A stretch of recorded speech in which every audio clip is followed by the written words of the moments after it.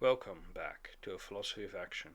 Today we're going to look at the relationship between the individual and the state and how this ties into what I would call the natural purpose of life or the Great Project. The Great Project. Now that we've defined a core moral basis for reality, the purpose of any human being to survive, to thrive, to have descendants, we can distill a further point, a goal to life. Not the only goal to life. Not necessarily even the main one, but perhaps it would be the main one. What we can certainly say is that for any human being who lives within the laws of nature and recognizes the supremacy of reality itself, this is at least a foundational purpose of life. Upon this foundation, people may construct other, more subjective goals. What is the Great Project? To have descendants in perpetuity and to ensure that at the end of existence itself, there will be someone who carries your lineage.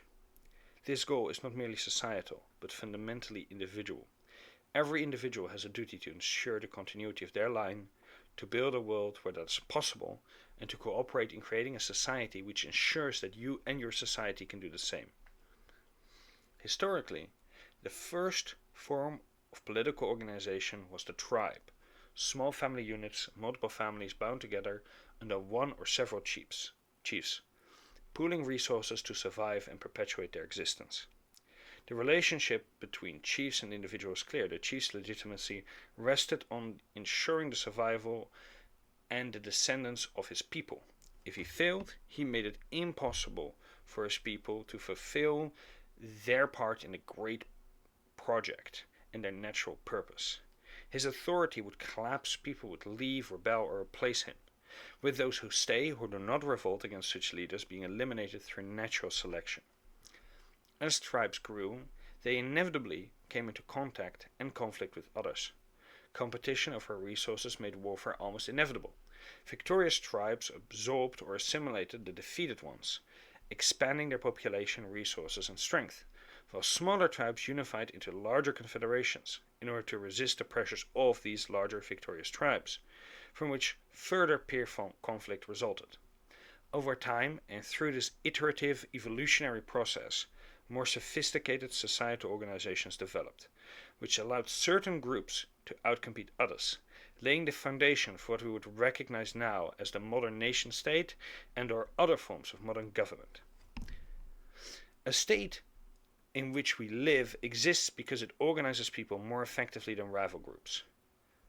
Our modern state's power lies within fundamentally its ability to build coalitions with similarly constituted nation states to defeat rivals. Loyalty to the state is and should not be granted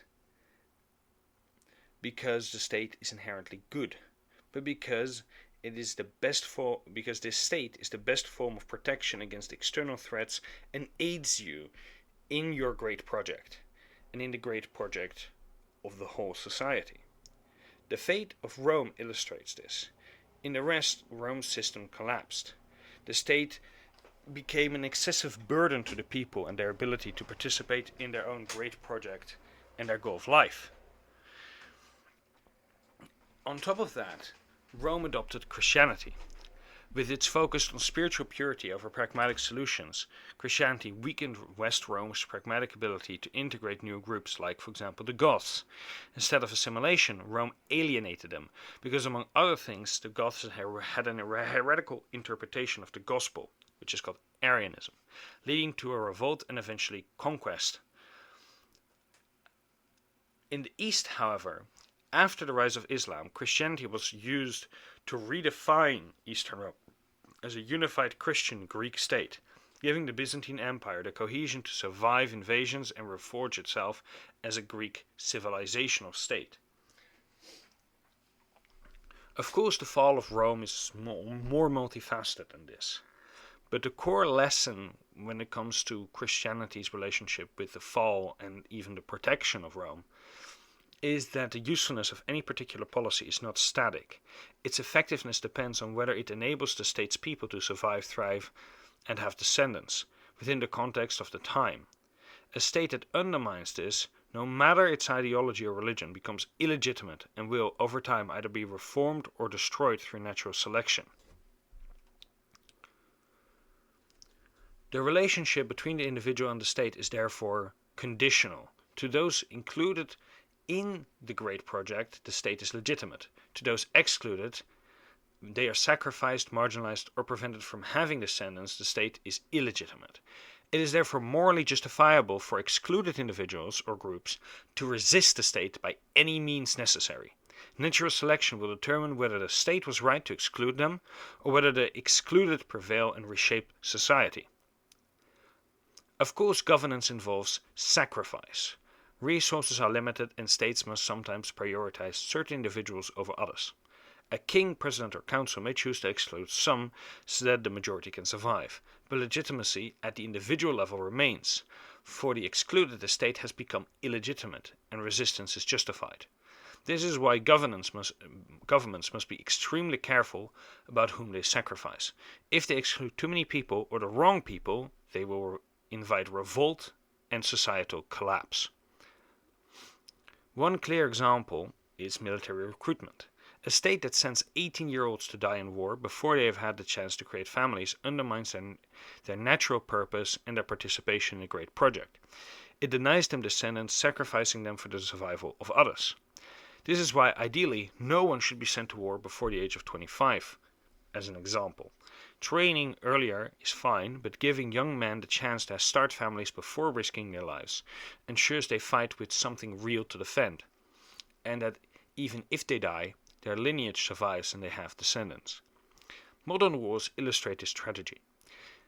In Ukraine today, young men die in trenches, while their girlfriends, wives, and potential partners are displaced across Europe and will eventually start building, and sometimes are already building, families with others. Their sacrifice preserves the nation and their old families, but denies them their natural purpose personally. This is one of the most tragic and unjust realities of war. From this we can define two core duties of the state. The internal duty, do not hinder citizens in pursuing their natural purpose and participating in the great project. And the external duty, protect citizens from foreign threats that would rob them of their life, family, and continuity. A state that fails in either of these duties loses legitimacy to the individual. Why stay loyal to a society that prevents you from having descendants? Why stay loyal to a state that cannot defend you from outsiders? Thus, legitimacy is always conditional, and the states survive or collapse through natural selection. Conclusion. So to summarize, the natural purpose or great project is the perpetuation of life through descendants. It is the foundational purpose of every human being, society, government, and states that are legitimate only insofar as they enable this. Tribes formed around this principle. States grew by organizing these tribes more effectively to be able to defend this principle. Empires fell when they undermined this principle, and nations today remember that their first duty is to preserve it, or at least should remember that their first duty is to preserve it. In the end, legitimacy is not granted by ideology or belief, but by nature itself. Any state that obstructs the natural purpose or the great project of the people within it becomes illegitimate and is doomed to be replaced, because survival, thriving, and the having of descendants are not optional. They are the essence of life and the natural purpose of all of mankind.